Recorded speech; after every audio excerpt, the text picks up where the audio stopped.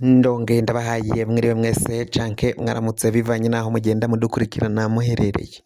Mwe mwese mudukurikirana muherereye mu bihugu vy'amakungu ya kure, cane cane abadukurikira muherereye ku mugabane w'abanyamerika, mwese mudukurikira muherereye ku mugabane w'abanyaburaya, irya nino mu bihugu bitandukanye, abadukurikira muherereye ngaha mu gihugu cacu Burundi, intara, amakomine, imitumba, ubucimbira, imisozi bigiye bitandukanye bivanye naho buri umwe wese adukurikirana aherereye. Mwese ndabahaye kaze. Fyonda subscribe niba ukoresha ururimi rw'icongereza canke niba ukoresha ururimi rw'igifaransa, fyonda sabone. Hama uraca uja ngaha iburyo urafyona no kwako kantu kameze nk'agakengeri, amakuru, ibiganiro dutohoza umwanya ku mwanya bize bigushikira aho uzoba uherereye hose. Amakuru rero agezweko ariko aravugwa ngaha mu gihugu cacu Burundi, ibintu bibandanya guhinduka. Umukuru w'igihugu Varisito Ndayishimiye yafashe urugendo rw'akazi rumushikana mu gihugu ca Gabo, Libreville mu gisagara k'ico gihugu. Aho rero umukuru w'igihugu yagiye guhura n'umukuru w'igihugu w'ico gihugu ca Gabo, aho rero kuri ubu ngubu benshi bariko baravuga ko nava muri ico gihugu azobandaniriza ingendo mu bindi bihugu, navyo tuza kubabwira muri aya makuru turiko turabashikiriza, amakuru twabateguriye.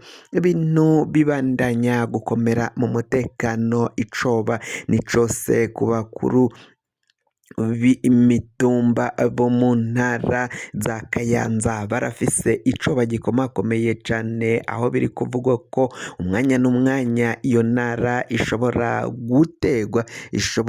gutegwa n'abagwanyi umwanya ku mwanya. Amakuru akaba ariko aremeza ko mu ntara ya Kayanza hafatiwe abaroberi, akaba arico coba bafise. Igipolisi kikaba carakwiragije ayo mafoto y'abafashwe bavuga ko ari abaroberi nyine. Ibintu bikaba biboneka ko umwanya n'umwanya ngaho muri iyo ntara bishobora kuza kuba bibi cane. Intara ya Kayanza, abategetsi batanze ibwirizwa ko umutekano ugomba gucungerwa, umutekano ugomba kongerezwa kugira ngo barabe ko borinda magabo, kuko ngo bagwanyi umwanya n'umwanya bashobora gukora ibintu bikomakomeye cane, ibintu bitaza korohera abenegihugu. Igipolisi n'igisirikari ngaho muri iyo ntara ya Kayanza bakaba bariko barakizura, mbere n'urwaruka rw'imbonerakure nago rukaba rwasubiye gukizura nk'uko vyahoze mbere, nago rwahawe canke rwaronse akaryo ko gukizura nk'uko biriko biragenda bivugwa. Indi nkuru tuza kubashikiriza kandi mu mutekano nuko ibiriko birabera ngaho mu gihugu ca Repubulika iharanira intwaro rusangi ya Kongo, ibintu biboneka ko bibandanya kuba bibi cane mu mutekano. Abasirikari b'u Burundi baraye bashitse ngaho muri ico gihugu, aho bivugwa ko rero ibintu bishobora kuza gukomera. Urwamo rw'inkoho, ingwano zirakomeye cane. Sadek yateye M23 mu birindiro vyayo, biravugwa ko batanguye kurasa kuri M23, ari nako igihugu c'u Burundi kiriko kirarungikayo abasirikari kugira ngo baje kugwana n'izo inyeshamba za M23, inyeshamba zagishibije ngaho muri Repubulika iharanira intwaro rusangi ya Kongo. Ibihugu bitandukanye vy'amakungu bikaba vyahejeje gushika ngaho muri Kongo. Ibihugu bihurikiye muri Sadek vyarungitseyo abasirikari.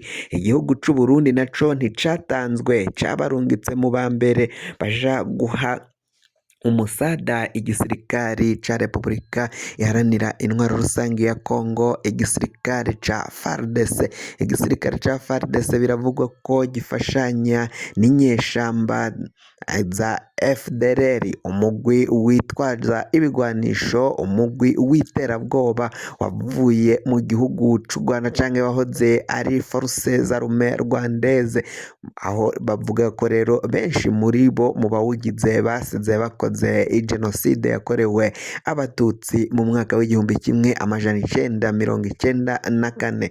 Ivyo vyose bikaba biboneka ko izo nyeshamba zifatanyije na sadeke na FARDC ndetse na wazalendo barimwo bagwana ku ruhande rumwe bagwanya umuhari M23. Ibintu bikaba biboneka ko bishobora gutera biba bibi cane ngaho mu gihugu ca Repubulika iharanira intwaro rusangi ya Kongo. Abakuru b'ivyo bihugu biraboneka ko umwanya n'umwanya bashobora gukora ikintu kidasanzwe, kuko biboneka ko intambara ya M23 idashobora guhera bivanye n'uko ibiganiro bapfundika n'ingingo bashirako ntago zishigwa mu ngiro, nk'uko amakuru agenda aturuka ngaho mu gihugu ca Repubulika iharanira intwaro rusangi ya Kongo agenda avyemanga. Inyeshamba zigira ziti ivyo twaciye dupfundika ntago vyaciye bishigwa mu ngiro, ivyo twasavye igihugu ca Kongo caratuje ntihagira ikintu na kimwe bakora, none intambara zasubiye kwegura ibigwanisho izo nyeshamba. Bikaba biboneka ko umwanya n'umwanya ibintu bishobora kubandanya bikomera cane ngaho muri ico gihugu ca Repubulika iharanira intwaro rusangi ya Kongo. Perezida Varisito Ndayishimiye ari mu ba mbere mu bakuru b'ibihugu baciye baterera ico gihugu ca Kongo abasirikari mu ba mbere kugira ngo baje gutanga umusada ngaho muri ico gihugu. Ibintu biraboneka ko bibandanya kuba bibi cane. Umukuru w'igihugu Varisito Ndayishimiye yaremeye guca umubano hagati n'igihugu kibanyi c'u Rwanda, yagiriza ko ico gihugu arico carungitse abo bagwanyi muri Kongo. Yarungitse ngo abasirikari ngaho muri Kongo kababwira ko bariko baraja kugwanya abanyarwanda ngaho muri ico gihugu ca Kongo. Avuga ko imyimenyerezo n'amahugurwa bahabwa mu kampi ya Cibitoke abo basirikari bahaguruka mu gihugu bagiye kugwanya abanyarwanda mu gihugu ca Repubulika iharanira intwaro rusangi ya Kongo. Benshi bakaba bibaza ukungene abanyarwanda baja kugwanyirizwa muri Kongo niba arico gihugu cabo.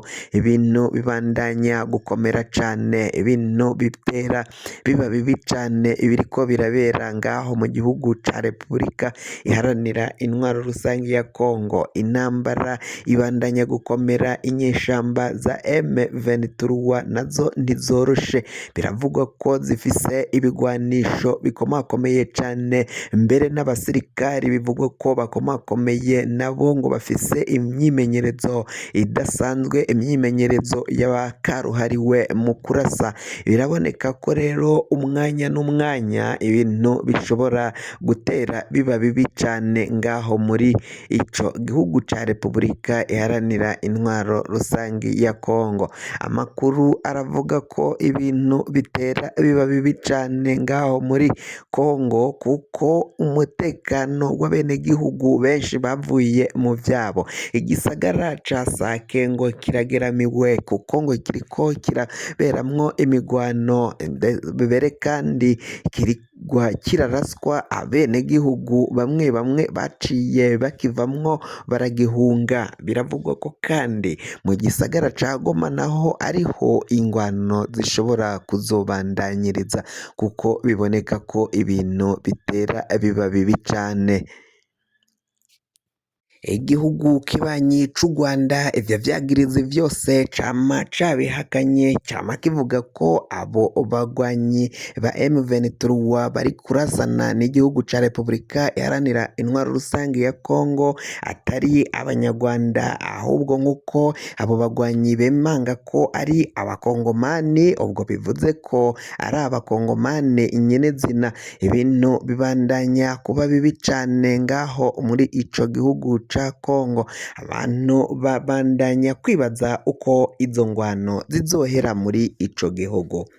fyonda subscribe niba ukoresha ururimi rw'icongereza canke niba ukoresha ururimi rw'igifaransa urafyonda sabone, amakuru ibiganiro dutoza umwanya ku mwanya bize bigushikira aho uzoba uherereye hose.